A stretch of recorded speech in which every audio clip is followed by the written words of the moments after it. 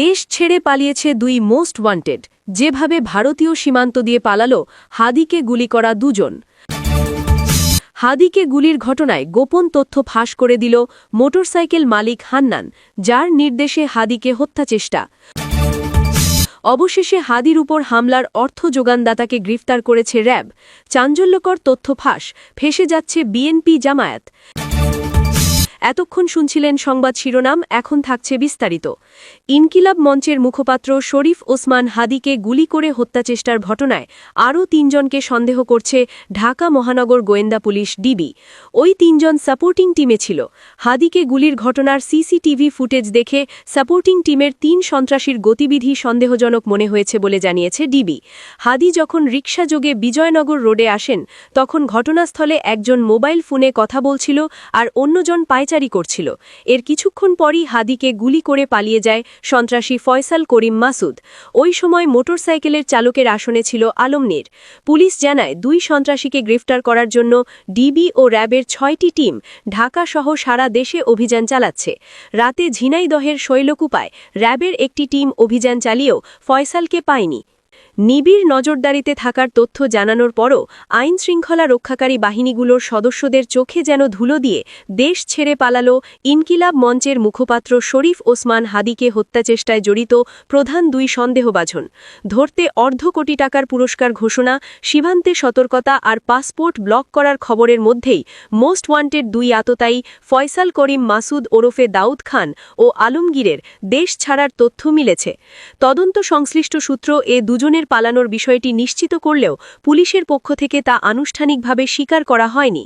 তদন্ত সংশ্লিষ্ট সূত্র বলছে, গত শনিবার গভীর রাতে ময়মনসিংহের সীমান্ত ঘেঁষা উপজেলা হালুয়াঘাটের একটি দুর্গম সীমান্ত পথ পাড়ি দিয়ে ভারতের মেঘালয় রাজ্যের পশ্চিম গারো পাহাড় জেলার একটি পৌরসভা এলাকার তুরায় পৌঁছে যায়। গতকাল পর্যন্ত তারা সেখানেই ছিল বলে জানা গেছে। ইনকিলাব মঞ্চের মুখপাত্র শরীফ ওসমান হাদিকে হত্যাচেষ্টার ঘটনায় মূল সন্দেহভাজন ফয়সাল করিম মাসুদের স্ত্রী, শালক ও এক বন্ধুকে আটক করেছে র্যাব। গতকাল তাদের ঢাকা ও নারায়ণগঞ্জ থেকে আটক করা হয়। এই 3 জন হল ফয়সালের স্ত্রী সামিয়া, শালক শিপু ও বন্ধু মারিয়া। বিষয়টি নিশ্চিত করেছেন র্যাবের আইন ও গণমাধ্যম শাখার পরিচালক wing commander MZM Intekhab Chowdhury. এ নিয়ে মোট গ্রেফতার সংখ্যা দাঁড়াল 6 জনে। গ্রেফতারকৃতদের কাছ থেকে অভিযুক্ত ফয়সাল করিম মাসুদ ওরফে দাউদ খানের সই করা বিপুল সংখ্যক চেক বই এবং ইলেকট্রনিক ডিভাইস জব্দ করা হয়েছে। এদিকে হাদিকে হত্যাচেষ্টায় ব্যবহৃত মোটরসাইকেলের মালিক মোহাম্মদ আব্দুল হান্নানকে জিজ্ঞাসাবাদের জন্য 3 দিনের রিমান্ড মঞ্জুর করেছেন আদালত। শুনানি চলাকালীন আসামি হান্নান স্বীকার করেছেন বাইকটি তার, তবে তিনি বাইকটি শোরুমে বিক্রি করেছিলেন। শুনানি এক পর্যায়ে কথা বলতে আদালতের অনুমতি চান হান্নান। আদালত অনুমতি দিলে তিনি বলেন, আমি এ হুন্ডাটি মিরপুর মাজার রোড থেকে কিনেছিলাম, তবে হাতে সমস্যা হওয়ায় পরিবার থেকে বাইক চালাতে নিষেধ করেছিল। এজন্য বাসায় বাইকটি পড়েছিল। পড়ে থাকলে বাইকটি নষ্ট হয়ে যাবে ভেবে একটি শোরুমে বিক্রি করি এবং আমি নাম চেঞ্জ করে দিব বলেছিলাম। কিন্তু তারা 2 মাস আগে কল করেছিল, কিন্তু অসুস্থ থাকায় মালিকানা পরিবর্তন করার জন্য যেতে পারিনি।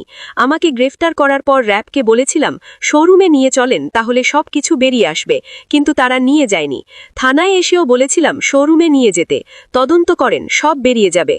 হাদির ওপর গুলি চালানো এই ফয়সাল করিম মাসুদের গ্রামের বাড়ি পটুয়াখালীর বাউফল উপজেলার কেশবপুর ইউনিয়নের 2 নম্বর ওয়ার্ডের কেশবপুর কলেজের পাশে। তার বাবার নাম হুমায়ুন কবির। বাউফলে বাড়ি হলেও প্রায় 35 বছর আগেই তারা গ্রাম ছেড়ে রাজধানীর মোহাম্মদপুর আদাবর এলাকার বাসিন্দা হন। বর্তমানে আদাবর থানার পিস কালচার হাউজিং সোসাইটির 9 নম্বর রোডের 41 নম্বর বাসায় ভাড়া থাকে।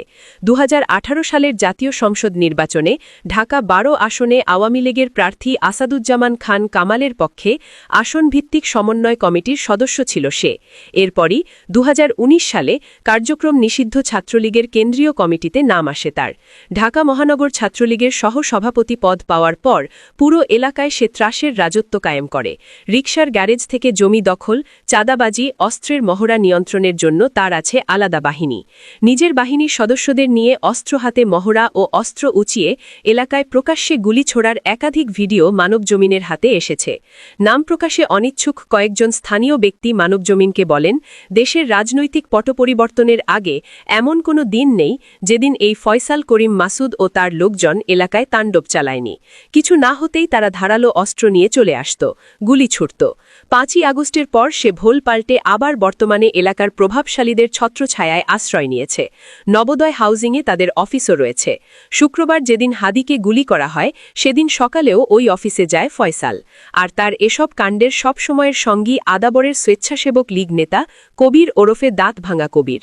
হাদিকে গুলি করার আগে যাকে হাদি কালচারাল সেন্টার অফিস রেকি করতে দেখা গেছে, ছাই রঙের জ্যাকেট, অফ হোয়াইট রঙের প্যান্ট ও চামড়ার জুতা পরে ফয়সালের পেছন পেছন লিফট থেকে নামেন। আদাবর এলাকার নবোদয় হাউজিং, শ্যামলী হাউজিং দ্বিতীয় প্রকল্প ও বেরিবাদ এলাকার ছিনতাইকারী ও কিশোর গ্যাং লিডার হিসাবেও সে পরিচিত। এছাড়াও দাঁত ভাঙা কবির আদাবর এলাকার যুব মহিলা লীগের সভাপত্নী রোজি জয়িতার আস্থাভাজন হিসাবে পরিচিত। এই রোজি জয়িতাও একসময় জাহাঙ্গীর কবির নানকের ঘনিষ্ঠ হিসাবে পরিচিত ছিলেন। কবির ছাড়াও আদাবর যুবলীগের রুবেল, আলমগীর, দীপু মোল্লা, আমিন সহ কয়েকজন সহযোগী রয়েছে ফয়সালের। হাদিকে গুলি করার সময় ওই আলমগীরই ফয়সালের সঙ্গে ছিল। সিসিটিভি ফুটেজ ও হাদির প্রচারণার বেশ কিছু ছবিতে ফয়সালের এসব সহযোগীদের দেখা গেছে। স্থানীয়রা বলেন, আদাবর এলাকার স্বেচ্ছাসেবক লীগ নেতা কাউসার মোল্লার একান্ত ঘনিষ্ঠ সহযোগী ছিলেন এই শুটার ফয়সাল।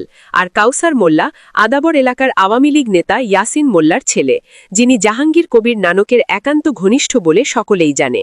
5ই আগস্টের পর ইয়াসিন মোল্লা এলাকা ছেড়ে পালিয়ে গেলে এদের দেখাভালের দায়িত্ব নেন নানকের এপিএস মাসুদুর রহমান বিপ্লব। তিনি ভারত থেকে এই ফয়সাল গ্রুপের অর্থের যোগান দিতেন। 2024 সালের 7ই নভেম্বর আদাবরের ব্রিটিশ কলম্বিয়া স্কুলের কার্যালয়ে ঢুকে অস্ত্রের মুখে 17 লাখ টাকা লুঠের ঘটনায় ফয়সাল যখন 2টি বিদেশি পিস্তল, 2টি ম্যাগাজিন, 5টি গুলি, 3টি মুঠোফোন ও 5,000 টাকা সহ র্যাবের হাতে আটক হয়, তখন এই বিপ্লবী বিপুল টাকার বিনিময়ে মাত্র 3 মাসের মাথায় তাকে জামিনে জেল থেকে বের করে আনে। আদাবরের স্থানীয় বাসিন্দাদের দাবি, হাদিকে হত্যাচেষ্টার পুরো ঘটনার সঙ্গেই এই বিপ্লব জড়িত। তার ছত্রছায়াতেই রয়েছে ফয়সাল। গত বছর 5 আগস্ট শেখ হাসিনার পতনের পর কার্যক্রম নিষিদ্ধ আওয়ামী লীগ ও নিষিদ্ধ ছাত্রলীগের বহু নেতাকর্মী গ্রেফতার হন, জেলে যান। জুলাই আন্দোলনে ছাত্র জনতার উপর নিষ্ঠুর হামলা, নির্যাতন ও হত্যার অভিযোগে বেশিরভাগ মামলা হয় গ্রেফতার ব্যক্তিদের বিরুদ্ধে। এছাড়া রাষ্ট্রের বিরুদ্ধে উস্কানি, ষড়যন্ত্র, নাশকতাসহ অন্যান্য ফৌজদারি অপরাধেও তাদের বিরুদ্ধে মামলা হয়। কিন্তু গ্রেফতার বেশিরভাগ আসামি এরই মধ্যে জামিনে বেরিয়ে গেছেন। পুলিশ সদর দপ্তর সূত্রে প্রাপ্ত তথ্যে দেখা যায়, ফ্যাসিস্ট হাসিনার সহযোগী হিসাবে সারা দেশ থেকে যাদের গ্রেফতার করা হয়েছিল তাদের মধ্যে 70% আসামি এরই মধ্যে জামিন পেয়ে গেছে। এই সংখ্যা জেলা পর্যায়ে প্রায় 90%, যা আরও ভয়ঙ্কর খবর। শেখ হাসিনার ক্ষমতা দীর্ঘায়িত করতে যেসব অপরাধী রাজনৈতিক লেবাসে দেশের মানুষের ওপর হত্যা, নিপীড়ন চালিয়েছে, তাদের এমন ঢালাও জামিনের ঘটনাকে অত্যন্ত উদ্বেগজনক বিষয় হিসাবে দেখছেন জুলাই আন্দোলনে যুক্তরা।